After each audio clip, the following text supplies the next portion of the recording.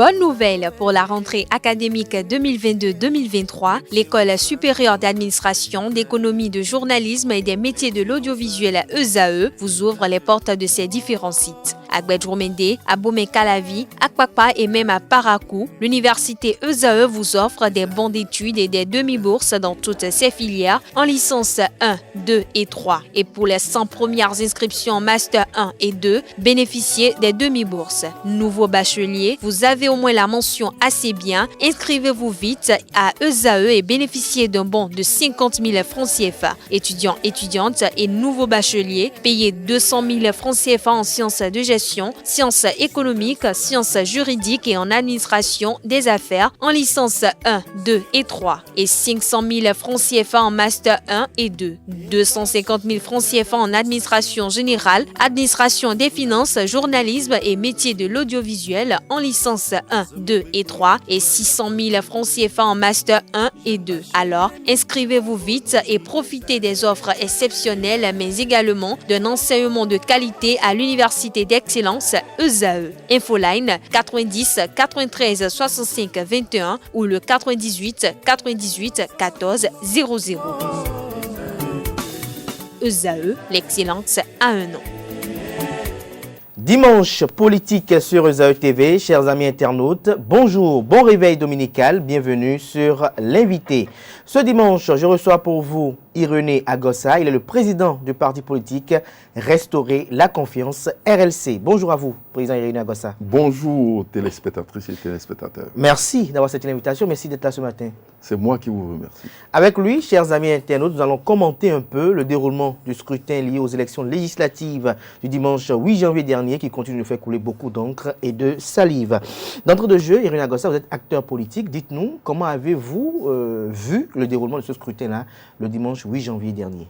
D'abord, il faut dire que les Béninois ont fait preuve d'une maturité en allant voter dans le calme et la sérénité.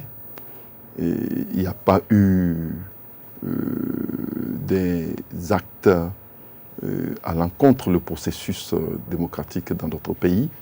Là, il faut l'encourager et il faut féliciter le peuple béninois qui a compris désormais, comme on le disait depuis, que la culture des urnes est ce qui est plus important dans le processus démocratique. Si vous n'êtes pas d'accord pour quelqu'un, vous n'êtes pas d'accord pour la gestion d'un pays, vous êtes d'accord pour la gestion, il y a un instant où on va évaluer tout ça. C'est ce qu'on appelle l'élection. Et chacun est libre de le faire. Les citoyens béninois l'ont fait dans le calme et la sérénité. L'autre chose, il faut féliciter les partis politiques qui ont participé. Les partis politiques ont mené le débat et ont fait en sorte que ce scrutin soit vraiment un scrutin qui permet de rehausser encore l'image de notre pays. En autre lieu, il faut féliciter toutes les structures qui ont la gestion, qui ont en main la gestion de cette élection. Je veux parler de la Cour constitutionnelle, la Sénat, toutes les structures qui ont participé à la mise en œuvre, bien sûr, du processus électoral, depuis la confection de la liste électorale jusqu'au déroulement du scrutin, jusqu'à la proclamation des résultats. Donc, il faut leur tirer chapeau pour dire que ça fait l'honneur de notre démocratie et il va falloir que nous maintenons cela et qu'on soit très prudents pour que nous ne chutons pas. Parce qu'il faut toujours garder en tête que ça s'entretient, la démocratie. Ce n'est pas un acquis permanent. Ça s'entretient, donc il faut l'entretenir. Et nous pensons que chaque Béninois doit pouvoir se mettre cela dans la tête. En tirant, je ne sais pas si nous pouvons aborder ça directement, l'autre couac du processus, c'est le taux de participation. Alors, avant qu'on en arrive au taux de participation déjà, dites-nous, ou rappelez à nos amis internautes, quelles ont été les réelles motivations de votre appel à voter pour la mouvance? Ce n'est pas que nous avons appelé à voter pour la mouvance, nous avons appelé à voter pour UPLE Renouveau. Qui est un parti de la mouvance. Oui, c'est différent. C'est de dire que nous avons dit de voter globalement pour la mouvance. C'est une forme d'irresponsabilité politique que de dire de voter pour la mouvance. Nous avons choisi un parti, UP Le Renouveau, et nous avons demandé à nos militantes et militants de voter pour ce parti.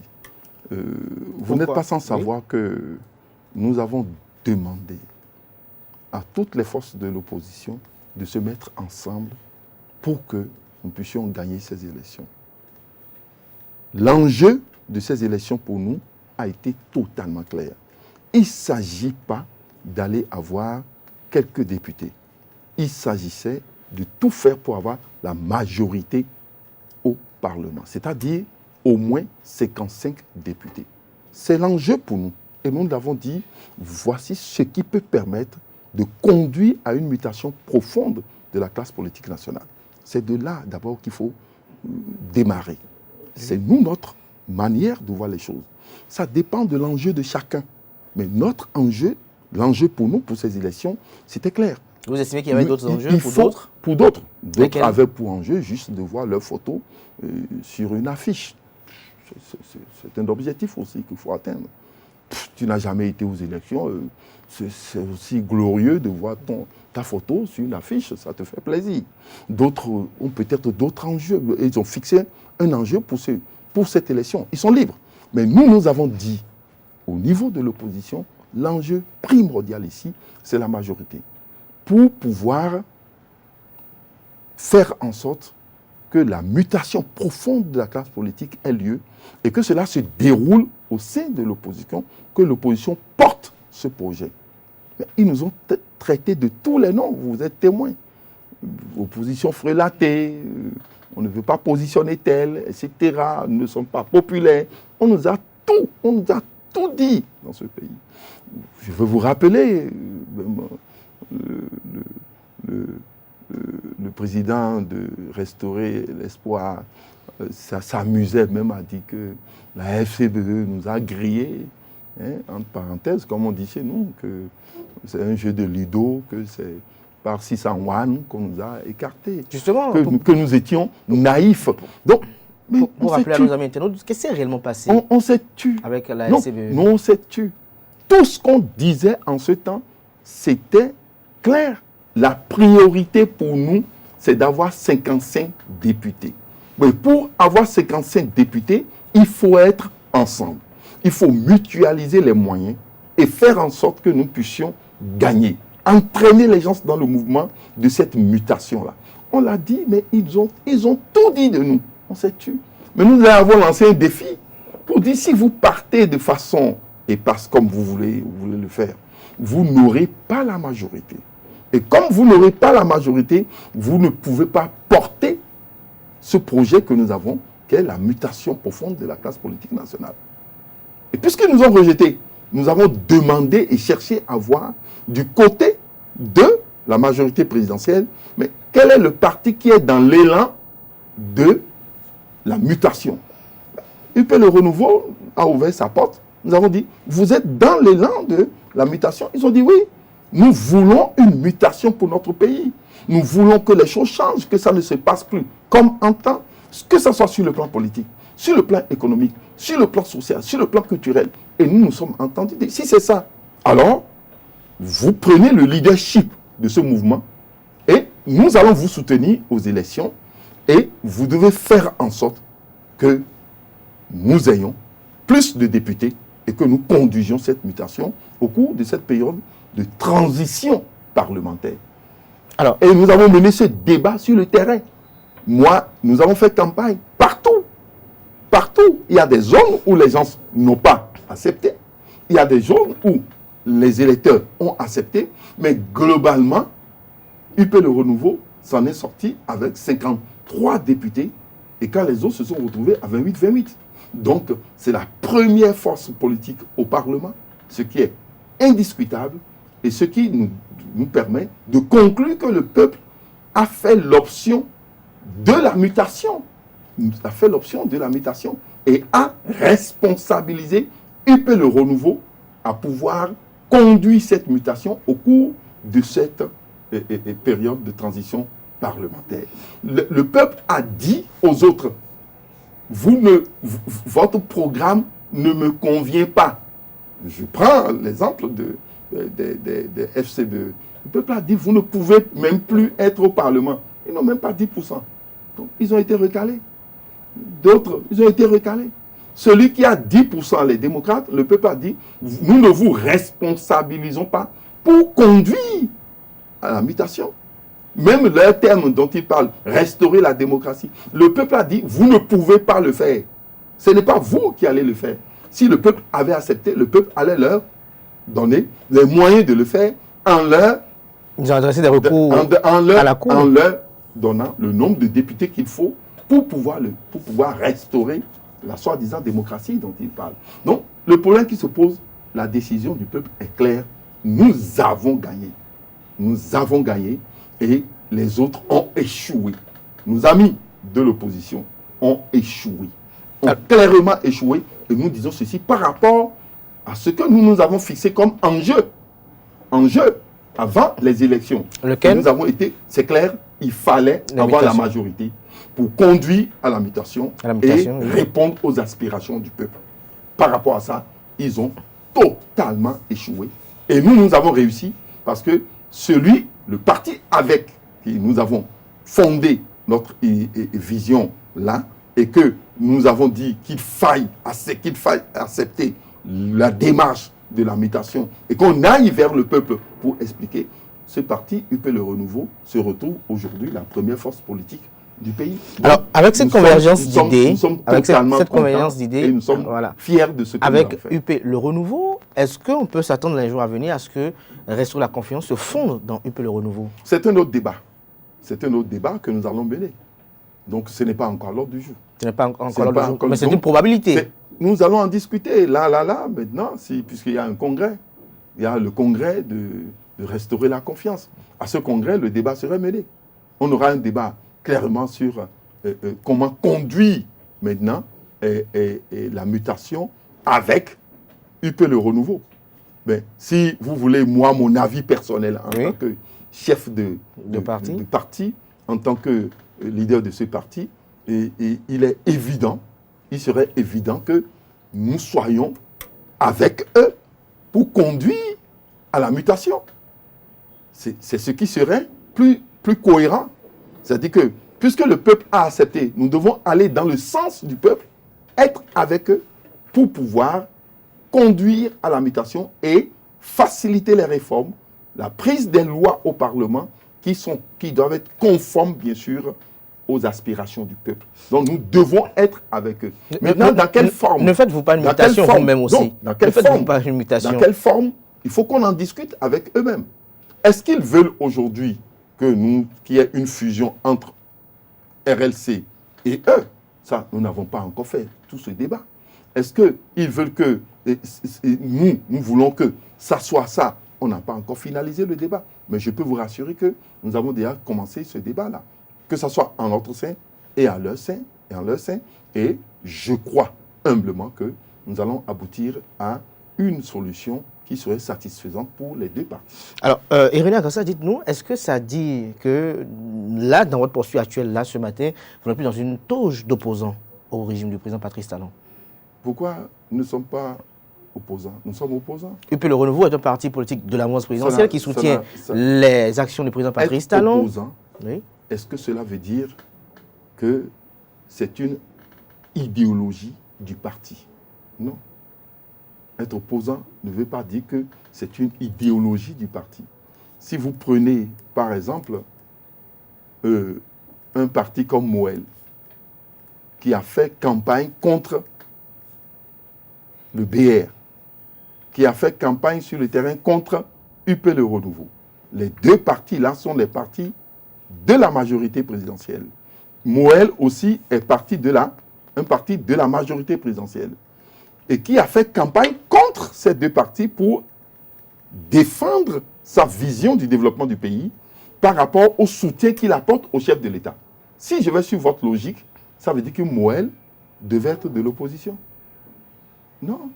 Parce que la vision développée dans le cadre du soutien au chef de l'État n'est pas la même que ce que UP Le Renouveau développe dans le même cadre du soutien au chef de l'État. Idem pour le bloc républicain. Et ils ont été exposés ça au peuple. Le peuple a fait le choix des autres et a dit à Moël, vous, votre méthode ne cadre pas par rapport à nos aspirations dans le sens du soutien au chef de l'État. Donc, vous n'allez pas dire à Moël d'être opposant. Ils vont vous dire non. Ils vont vous dire non. Ils vont vous dire qu'ils sont de la majorité présidentielle. Donc, ça dépend de l'enjeu. Aujourd'hui, l'enjeu, c'est de déterminer le nombre de députés qui seraient issus des forces politiques autour du chef de l'État, et même en dehors du chef de l'État, pour pouvoir conduire les actions au Parlement. Dans ce cadre, nous avons dit qu'il fallait avoir une majorité au sein de l'opposition pour que ça marche. Ils n'ont pas voulu. Nous avons fait une option concernant ce que nous avons appelé l'enjeu du moment, et nous sommes partis vers eux. Cela ne veut pas dire là que nous ne sommes pas de l'opposition. Nous sommes très bien de l'opposition, mais c'est la manière maintenant dont nous voulons mettre en œuvre ce que le peuple a accepté qui va nous déterminer dans notre démarche. On peut maintenant dire la méthode que nous adoptons pour pouvoir être en phase avec ce qu'a voulu le peuple, c'est une fusion dans... Mais voilà, s'il y a une fusion dans et que ce soit une fusion entre les deux parties. Ça, c'est de commun accord entre les deux parties. Donc, on a quitté une étape pour une autre. Donc, ça, c'est clair. Mais comme nous pouvons nous entendre aussi pour dire, non, les autres peuvent dire, vous êtes venus nous soutenir, mais nous n'avons pas besoin de vous en notre sein pour que, ensemble, nous conduisons la mutation. Donc, là, c'est la prochaine étape qui va définir si nous allons nous maintenir dans l'opposition ou si nous allons fusionner avec les autres pour pouvoir conduire clairement le peuple à cette mutation. Alors, nous allons parler du parti politique Les Démocrates. Les performances observées ça et là, notamment à Cotonou, quel décryptage vous en faites? Cotonou, ça fait à peine moins de 19% qui sont sortis. Donc là, il y a un problème. 18,4% de la population en âge de voter a accompli son devoir citoyen. Il y a un problème là qu'il ne faut pas occulter. Lequel, selon vous? C'est le problème, lié à la représentativité dans le processus démocratique. Globalement, le peuple ne se retrouve plus dans le discours tenu par les hommes politiques dans les grandes villes pour les représenter au Parlement. Le discours ne règle plus leurs problèmes. Et ceci, ça concerne surtout les jeunes qui ont entre 18 et 25 ans. 18 et 25 ans, ces jeunes ne se retrouvent plus du tout dans le discours politique des partis politiques qui ont postulé pour avoir des députés dans le cadre des élections législatives passées. Ça, c'est un problème concernant tous les partis. Deuxième chose, il y a le fait que les démocrates eux-mêmes, dans un passé récent, avaient dit partout que compétir avec le président Talon, c'est valider son pouvoir. Qu'il a toutes les institutions en main, il a tellement tout, et que la seule manière de compétir avec lui est de ramener la Constitution de 90 et de prendre les institutions autrement. Sinon, on ne peut pas compétir avec lui. C'est eux-mêmes qui ont dit ça au peuple en 2021. En 2023, ils viennent dire au même peuple, nous allons compétir. Le peuple se dit, mais les résultats sont connus à l'avance. Si vous allez compétir, le président Talon a tout en main, donc c'est inutile. Cette partie du peuple aussi n'a pas jugé utile de sortir pour aller voter. Donc, voilà un autre aspect. Un autre aspect, c'est les déchus totaux. Ils ont perdu leur emploi, ils ont demandé par ici, ils ont fait ça, tel. Ils sont désespérés. Ils se disent, il n'y a plus espoir, ils ne sont pas allés voter. Quand vous prenez les trois causes-là, les trois catégories-là, ça fait qu'ils deviennent une majorité dans le pays. Et globalement, nous avons à peine le tiers des électeurs qui s'est déplacé pour aller voter. Les résultats de Cotonou, ce n'est pas autre chose. Le peu qui est sorti pour aller voter est parti pour sanctionner le gouvernement. Est parti pour sanctionner le gouvernement. Donc, c'est un vote sanction et qui n'a pas voulu écouter n'importe quel discours. Non. Le problème, c'était d'aller voter contre.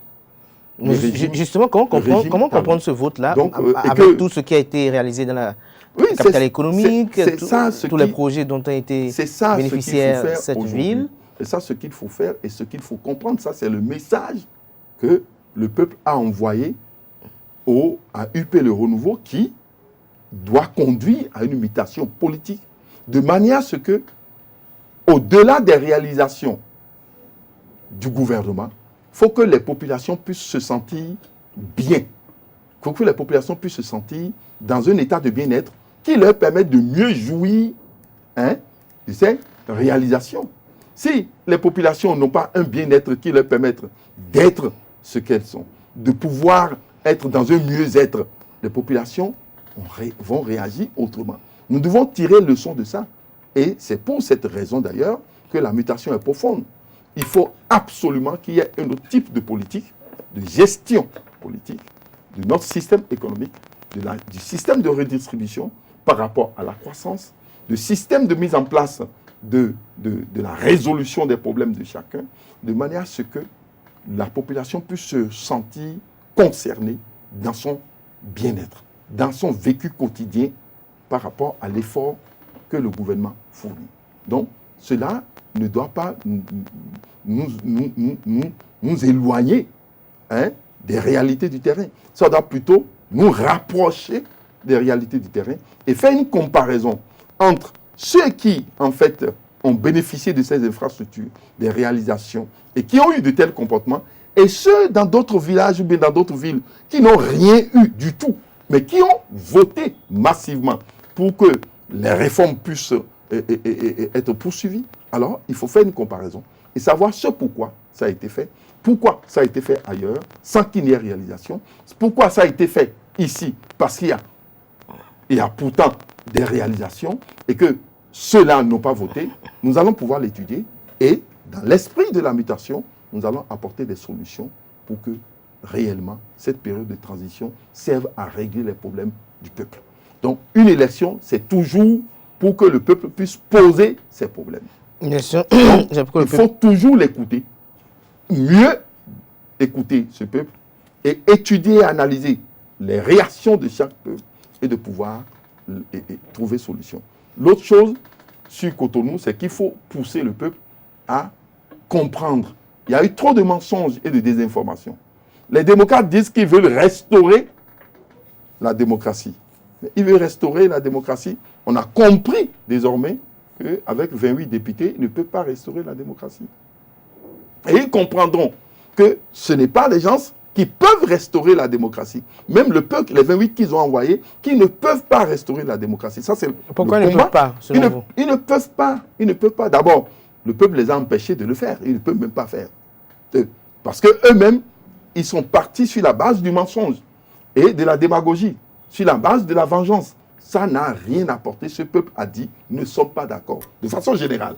Mais il y a des villes comme Cotonou, d'autres villes comme Parakou et autres, qui sont tombés dans leur panneau.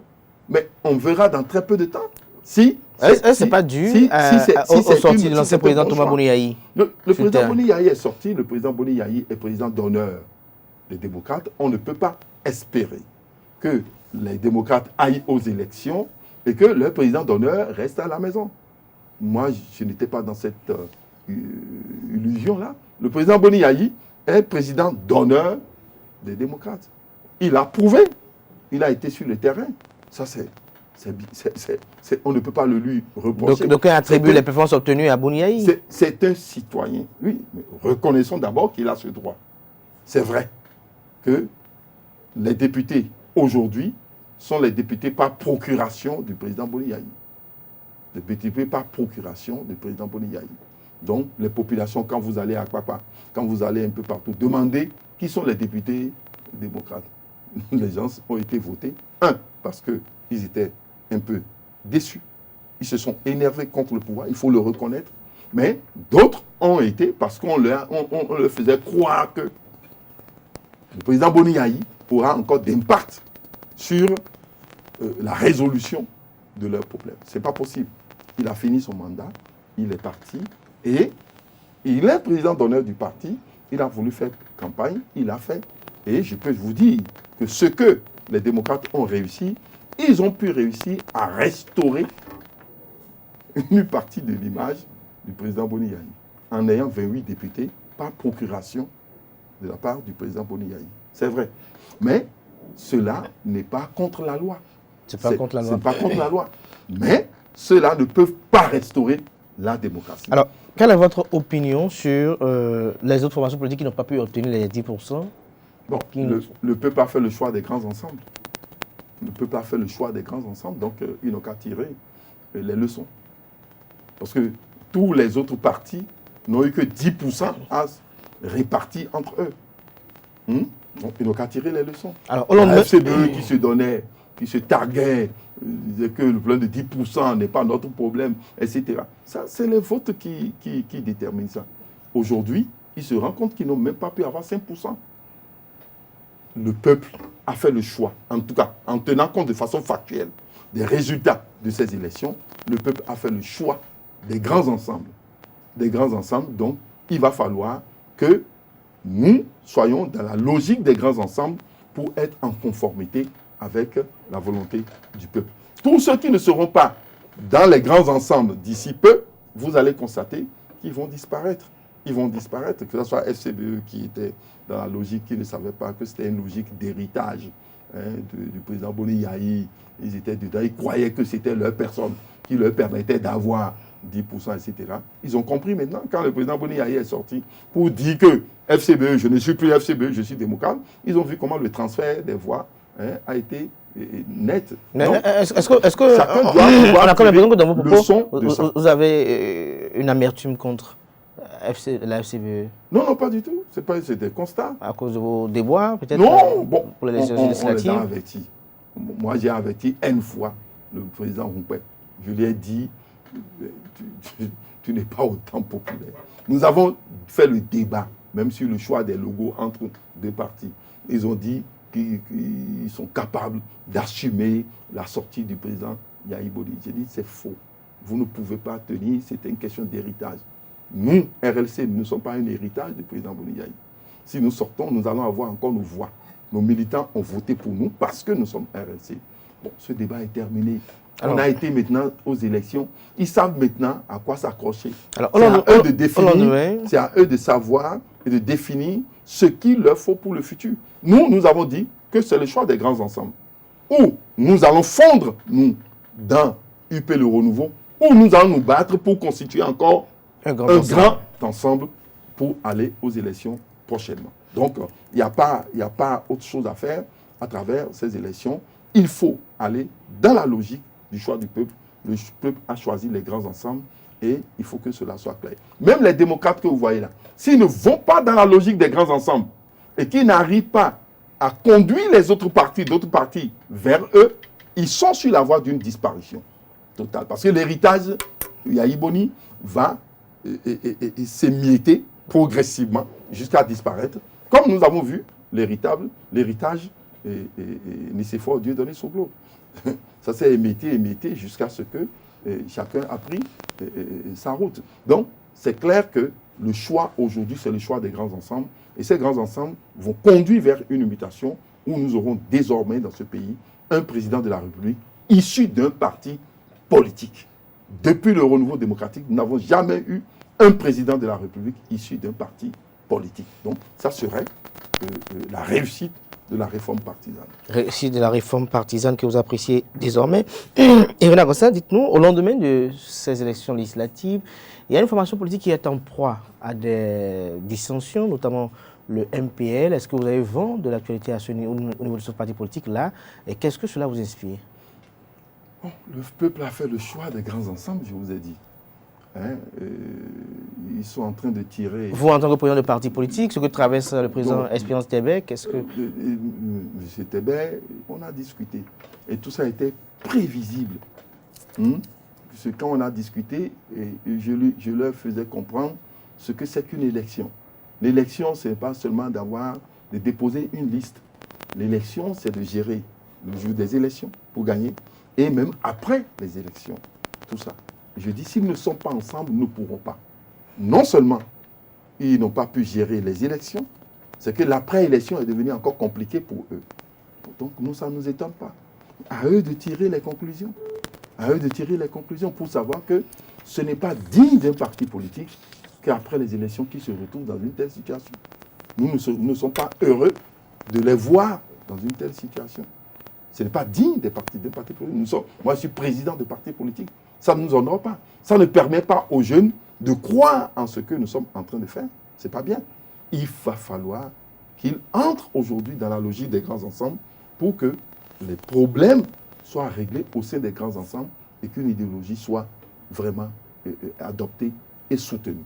Est-ce que là, si les gens se battent pour les élections de cette manière, après les élections de cette manière, est-ce qu'ils sont convaincus d'une idéologie qui doit développer le pays? Si on élisait ceux-là députés, vous voyez ce qu'ils vont faire? Donc, juste parce qu'ils ont été aux élections, ils ont échoué, voilà ce qu'ils sont en train de faire. Donc, il ne faut pas que cela décourage encore les électeurs. Nous devons cesser avec. C'est pour cette raison que nous leur demandons de se réunir calmement, de tirer les conclusions, bien sûr, de ces élections et d'aller au-delà de leur personne et faire un choix plus cohérent dans le cadre du développement. Dans le cadre du développement. Alors aujourd'hui, l'élection est terminée, la Cour constitutionnelle a donné les résultats, les tractations sont effectives de part et d'autre. Le chef de l'État a même eu à rencontrer les deux formations politiques hier à son domicile, hier samedi. Alors, Irina Gossa, selon vous, au regard, en tant qu'acteur politique averti, au regard des différentes personnalités que comporte le prochain Parlement, qui, selon vous, pourrait contrôler le perchoir? Non, nous ne sommes pas élus députés. Donc, oui, mais en tant qu'observateur de la vie politique, dites-vous que en tant qu'analyste politique, en tant qu'acteur politique, de comment nous allons réaliser. Mais ce qui se passe au Parlement vous préoccupe? Notre projet avec UP Le Renouveau. Et nous avons dit au sein de ce parti de pouvoir faire en sorte que ce projet soit incarné par quelqu'un qui vit le projet, quelqu'un qui connaît le projet. Si cela n'est pas incarné par quelqu'un qui est vous avez une idée de quelqu'un qui connaît et qui vit le projet? C'est à eux de choisir. Nous nous sommes battus à leur côté pour que nous ayons 53 députés. Nous voulons d'abord que le président de l'Assemblée soit issu de UP Le Renouveau. Ça, c'est tout à fait clair. Maintenant, il faut que celui-là soit l'incarnation du projet qui nous a amenés vers eux. Et ça, c'est notre désir. Et c'est ce pourquoi nous allons nous battre en le sein. Nous allons prendre les contacts pour que, effectivement, ce projet de la refonte de la classe politique nationale soit incarné par le président de l'Assemblée. Parce que le président de l'Assemblée va pouvoir conduire les lois, le vote des lois, dans le sens de la résolution des problèmes qui nous ont été posés sur le terrain. Si la personne n'est pas l'incarnation de cette vision, nous irons tout droit dans le mur. Parce qu'il ne serait pas dans la logique de cette mutation dont on a besoin pour régler les problèmes du pays. Donc, par exemple, pour nous, c'est vrai que les 28 députés des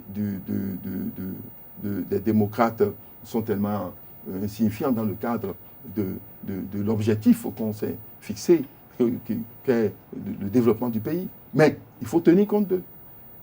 Il faut tenir compte d'eux. Ça, c'est une démarche nouvelle. Il ne faut pas les négliger, puisque c'est un aspect du peuple qui a été, qui s'est manifesté là. Les 28 députés n'ont pas été désignés ainsi. Les 28 députés, même si ce n'est pas procuration qui sont là, il faut en tenir compte.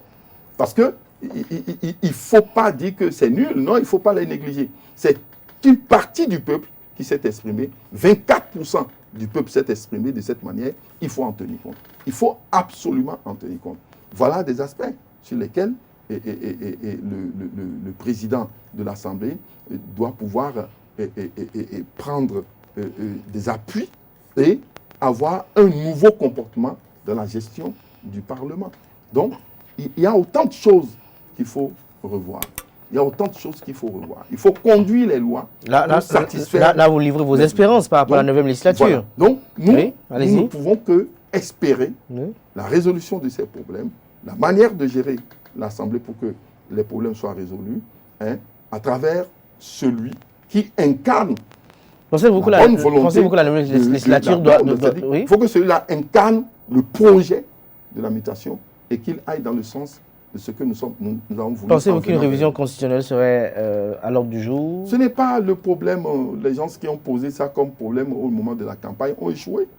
Les démocrates ont dit qu'ils vont au Parlement pour empêcher la révision de la Constitution, etc. etc. Bon, ce n'est pas l'occupation du Béninois. Ce n'est pas l'occupation du Béninois. Reste à savoir si en réalité ils veulent aller pour ça. Bon, l'occupation, quand vous allez sur le terrain, le véritable problème du Béninois aujourd'hui, c'est comment manger, comment vivre décemment, comment faire en sorte que son quotidien ne soit pas une contrainte pour lui. Demandez partout, vous allez voir. Et ils veulent les emplois, les jeunes. Ils veulent espérer en leur pays. Ils veulent se battre pour que ce pays leur suscite espoir. Donc, c'est ça ce qu'ils veulent. Nous ne voulons pas, les gens ne se battent pas pour certains aspects. Certes, c'est une préoccupation. Est-ce que la Constitution serait modifiée à tout moment, etc. Ça, c'est secondaire. C'est secondaire. Et je pense que la volonté dans laquelle nous sommes aujourd'hui et ce qu'a exprimé le chef de l'État, c'est une volonté d'alternance et de permettre à ce que le pays continue normalement. Donc, le problème qui se pose à notre pays, est-ce que c'est la révision de la Constitution? Moi, je vous dis, en allant sur le terrain, c'est pas ça. C'est pas ça du tout. Alors, donc, c'est clair que ce que veut le Béninois, c'est de régler son quotidien, régler les problèmes d'insécurité dans le septentrion avec les agressions que nous avons, régler le problème des enfants en matière d'emploi, régler le problème de la ménagère qui veut vivre au quotidien et être considéré comme vraiment un bon citoyen, susciter vraiment l'espoir à travers une restauration de la confiance qui doit exister entre le peuple et ses élus. Donc, c'est clair qu'il faut que ces débats soient menés avec des chiffres. Avec des chiffres. C'est ce qui manque aujourd'hui. Il faut que nous posons la question sur la croissance. Et quel type de croissance nous avons? Et cette croissance va continuer sur la base de quelles données? Pouvons-nous continuer à avoir cette croissance quand nous n'avons pas une autonomie énergétique? Et quelle forme d'énergie nous pouvons avoir pour continuer à produire dans notre pays et que ces produits soient transformés ici de manière à ce que nous ayons plus d'emplois et que nous soutenons la consommation dans notre pays. Donc, les véritables problèmes doivent être posés maintenant. C'est ces problèmes qui préoccupent les gens. Vous allez dans les champs, vous allez dans les villages. Les gens produisent, mais ils ne vivent pas de leur production parce que nous ne transformons pas ces produits ici et ils n'arrivent pas à vivre de la plus-value de ces produits, de leur production et qu'ils puissent s'en sortir. C'est le véritable problème. Si nous amenons d'autres débats qui sont des débats intello et qui posent quelques aspects de choses-là, ce n'est pas ça le véritable problème. Ça peut être secondaire dans d'autres aspects, etc. Je pense que nous avons la maturité aujourd'hui pour penser à ce qu'il faut pour le développement de notre pays. Alors, Irène Agossa, nous tenons progression vers la fin de cet entretien. Je m'en voudrais vous poser une question quand même précise. Appeler un chat un chat. On a constaté que depuis que vous avez appelé à voter pour UP Le Renouveau, en vue de l'effectivité, de la concrétisation de votre projet politique, vous êtes moins acerbe à l'endroit du régime du président Patrice Talon. Quelles sont les motivations de ce réajustement politique? Ce n'est pas de quelle manière j'étais acerbe. Je posais les problèmes qui se posaient dans le pays. C'était clair. Et nous étions clairs sur certains points. Les problèmes qui se posent au pays, nous les avons posés et nous disons qu'il n'y avait pas la solution dans la démarche actuelle du chef de l'État. Les élections arrivent. Nous avons posé les mêmes problèmes pour dire voici dans quelles conditions le groupe auquel nous appartenons peut apporter solution à ces problèmes. Ils ont dit non. Nous sommes venus maintenant vers un groupe qui soutient l'action du chef de l'État, qui dit « Ah, nous sommes prêts à pouvoir faire comme vous êtes en train de le dire. » Et nous avons gagné. Quel serait notre rôle maintenant? c'est de trouver la procédure par laquelle, les méthodes à travers lesquelles nous allons atteindre l'objectif qu'on s'est fixé. Notre problème en tant que parti politique, c'était de conduire le pouvoir à régler les problèmes qui se posent dans le pays. Ou bien de nous battre et prendre le pouvoir et pouvoir apporter des solutions. Nous n'avons pas pu être élus en 2021. Nous avons posé, ils nous ont dit non.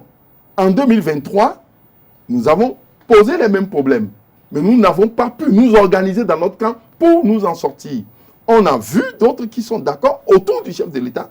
Ils disent, nous sommes prêts à réaliser cette mutation et nous allons aborder les problèmes comme vous êtes en train de le dire.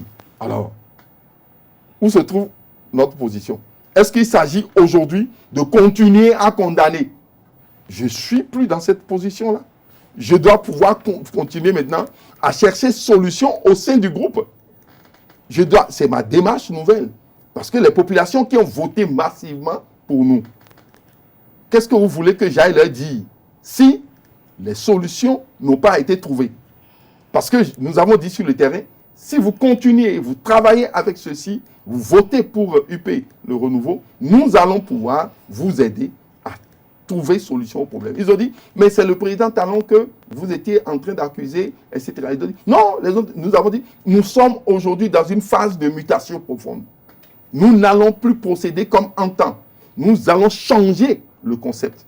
Nous allons changer l'ADN même de la politique dans notre pays. Et les gens sont acceptés. Nous allons faire maintenant avec eux.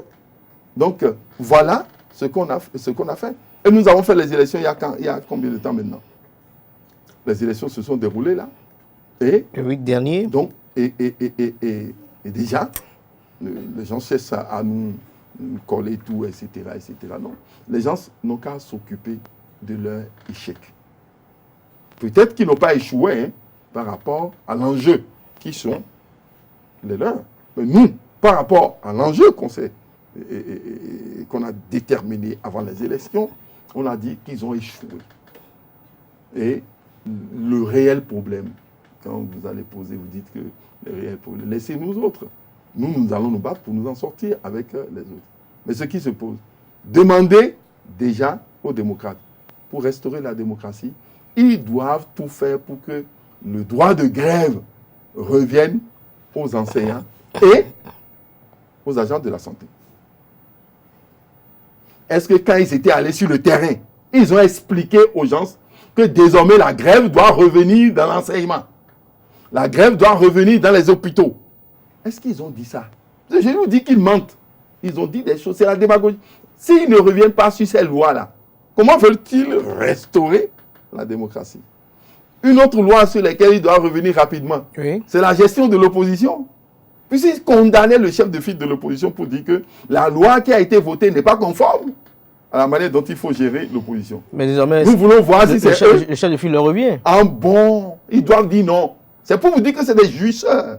Donc, ils doivent dire non s'ils sont cohérents. On doit revenir sur la loi d'abord, ce qu'ils vont faire, et pouvoir donner un sens. Vous estimez qu'ils doivent être dans une posture de Kani Dazanaï? Donc, vous approuvez la posture de Kani Dazanaï? Je vous dis qu'ils ne pourront rien. Ils sont là pour jouir de l'autre chose. C'est le financement des partis politiques. Tous, on était d'accord. Eux-mêmes criaient pour dire le financement doit être revu. Vous allez les voir à l'œuvre. Est-ce qu'ils vont faire des propositions de loi allant dans le sens de la modification du financement des partis politiques? Il y a autant de choses. Qu'est-ce qu'ils veulent proposer comme loi? Justement, comme vous parlez de cohérence, de faire une nouvelle répartition des ressources dans le pays, des ressources dans le pays, de manière à ce qu'on puisse réinvestir dans le domaine producteur et que le gain profite au peuple. Qu'est-ce qu'ils vont faire? On attend.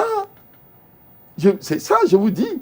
On attend et je prédis déjà pour vous dire qu'ils ne veulent rien faire que d'aller prendre le salaire et d'aller rendre compte à leur patron, puisqu'ils sont là par procuration.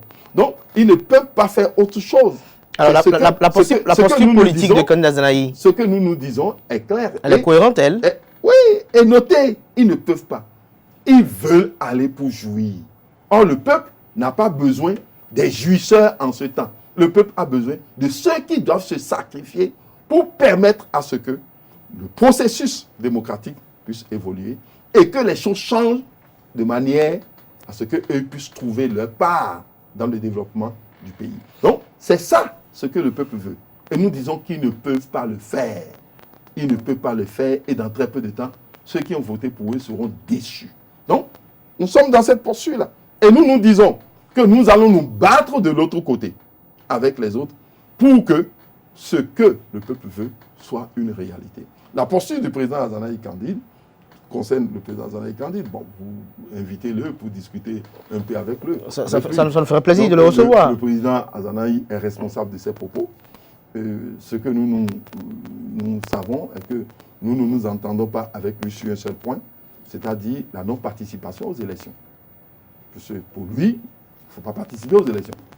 Donc, nous disons, la solution, c'est dans les urnes. Sur ce point, nous ne nous entendons pas. Et nous ne pouvons pas nous entendre avec lui. Tu ne peux pas être dans un processus démocratique et dire que le peuple n'ira pas s'exprimer. Mais attention, si nous ne tenons pas compte de ce qu'il dit et que le taux d'abstention augmente de cette manière, nous risquons de lui donner raison. Donc, le taux d'abstention ne peut pas continuer d'augmenter. Nous devons aller vers cette mutation dont nous parlons pour qu'en 2026, nous atteignions les taux de 60 à 70% de participation aux élections dans notre pays. Parce que si nous allons en 2026 et que le taux de participation chute encore et revient à 26%, 22%, etc., c'est grave. Nous risquons de donner raison au président Azanaï Candide. Étant donné que nous ne voulons pas qu'il ait raison, nous sommes obligés de nous battre pour que la mutation soit une réalité. Et nous savons aujourd'hui que la beauté de ce pays, c'est clair. Ceux qui pensaient que c'est parce que le président Boni Yahi n'est pas sorti, c'est parce qu'eux n'étaient pas aux élections, que les gens ne sortaient pas, ils ont compris aujourd'hui que le problème est au-delà de ça. Ils sont sortis, ils ont fait campagne partout. Le président Boni Yahi est sorti, a fait campagne comme il veut. Et pourtant, nous sommes à un tiers à peine de ceux qui sont en droit de voter dans notre pays et qui ont participé à ce vote. Le véritable problème est là. Donc, le président Azanaï pose un problème, c'est vrai. Nous ne sommes pas d'accord avec lui parce que nous ne voulons pas qu'on soit dans cette posture-là maintenant. Il faut trouver solution. Mais si nous ne nous battons pas convenablement pour qu'il n'ait pas raison, il risque d'avoir raison d'ici 10 ans si nous ne réglons pas les problèmes d'incohérence et de manque de confiance qui existent entre les électeurs et les élus. Alors, Irénée Agossa, nous sommes à la fin de cet entretien. Le rituel, vous étiez déjà une fois sur le plateau, vous avez regardé droit dans la caméra et vous adressez à vos sympathisants, aux militants également, de restaurer la confiance, qui ont bien voulu suivre cette émission, après avoir vu qu'il s'agissait de vous. C'est votre première, ou votre premier passage, pour le dire ainsi, sur ESA TV à l'orée de cette année nouvelle. Vous avez profité également pour leur formuler vos vœux les meilleurs. Nous les avons déjà formulés entre-temps, mais il n'est jamais trop tard encore de revenir sur les vœux. Et chaque année, chaque jour de l'année est une nouvelle année toujours, parce que c'est toujours les problèmes nouveaux qui arrivent à vous surprendre. Je dis que cette année serait une année de responsabilité politique pour nous. Dans le cadre politique, c'est une année de responsabilité. Les choix doivent être assumés. Nous avons fait un choix avec vous. Et d'abord, nous sommes très heureux. Et nous rendons grâce du fait que vous avez suivi ce choix avec nous. Et nous avons gagné sur le terrain. Soyez fiers de votre choix. Nous avons effectivement gagné. C'est-à-dire que le peuple a fait le choix de la mutation profonde de la classe politique nationale. Ça, c'est incontestable. Mais l'autre chose sur laquelle nous voulons insister et que tout le monde doit savoir, c'est que cette mutation est la voie la plus directe et la plus simple permettant au peuple d'aller au développement dans le dialogue, dans la paix et dans la cohésion sociale. Donc, c'est une voie qui est obligatoire aujourd'hui. Et cela va nous conduire à utiliser cette période de transition de façon utile pour le développement de notre pays. Donc, nous sommes heureux et nous rendons grâce à Dieu du fait que nous ayons gagné. Nous ayons gagné. Mais nous rassurons nos aux autres amis politiques pour leur dire, malgré l'échec, nous allons nous battre pour qu'ils puissent être pris en compte. Car c'est une expression d'une partie du peuple que eux-mêmes, ils symbolisent. Et ça, c'est le résultat de la mutation que nous prônons. Merci à vous, Irénée Agossa, chers amis internautes. On retiendra de cet entretien de façon sommaire que Irénée Agossa a eu à féliciter les Béninois en entendant son intervention, qui pour lui ont fait preuve de maturité en allant voter dans le calme et la sérénité. Il a félicité également les différentes formations politiques qui ont pris part à ce scrutin lié aux élections législatives du 8 janvier dernier en République du Bénin. Pour lui, ce scrutin rehausse l'image du pays. Ça fait honneur à la démocratie béninoise. Il félicite toutes les institutions qui sont impliquées dans l'organisation des élections au Bénin, notamment celles qui ont eu à quand même concourir à la bonne organisation de ces élections législatives, notamment la Cour constitutionnelle, la Commission électorale nationale autonome Sénat et également l'ANIP, l'Agence nationale d'identification des personnes. La démocratie doit s'entretenir, a laissé entendre sur ce plateau Irénée Agossa. Il a eu à expliquer au cours de cet entretien pourquoi ils ont demandé, notamment lui et son bureau politique, de voter pour UP le renouveau. Le congrès en vue de restaurer la confiance sera effectif dans les jours à venir et au cours de ce congrès-là, les débats vont se mener sur une possibilité ou une éventualité entre une fusion avec l'UP le renouveau. Être opposant ne veut pas dire que c'est l'idéologie du parti, a laissé entendre Irénée Agossa au cours de cette émission. Il a eu à commenter le taux de participation, le faible taux de participation. Pour lui, le peuple ne se retrouve plus dans le discours tenu par les hommes politiques. Il a argumenté dans ce sens. Il a décrypté les performances obtenues par le parti politique Les Démocrates. Pour lui, ceux qui n'ont pas pu participer au partage des sièges, soit ils fusionnent, soit ils forment un grand ensemble. Et il en est de même également pour lui au niveau du reste de la confiance. Irénée Agossa fait savoir que si la fusion avec l'UP le renouveau n'aboutissait pas, ils vont véritablement s'organiser pour former davantage un grand ensemble pour conquérir le pouvoir et l'exercer.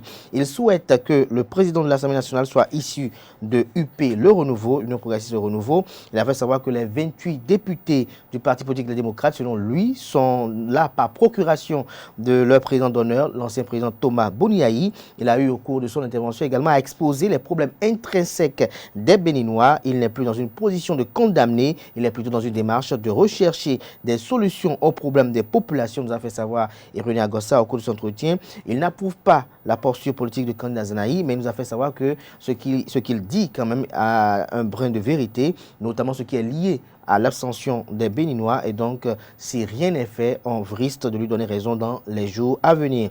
Irénée Agossa se dit heureux qu'il ait gagné, il est heureux car pour lui, le peuple a fait le choix de la mutation profonde de la classe politique. J'espère que j'ai été plus ou moins récapitulatif de vos propos. Je ne ferai pas mieux. Merci à vous, Irénée Agossa. Je rappelle aux amis internautes que vous étiez candidat à l'élection présidentielle de 2021 en République du Bénin, où vous avez eu pour challenger également le président Patrice Talon et le ministre d'État Alassane Soumane Djimba.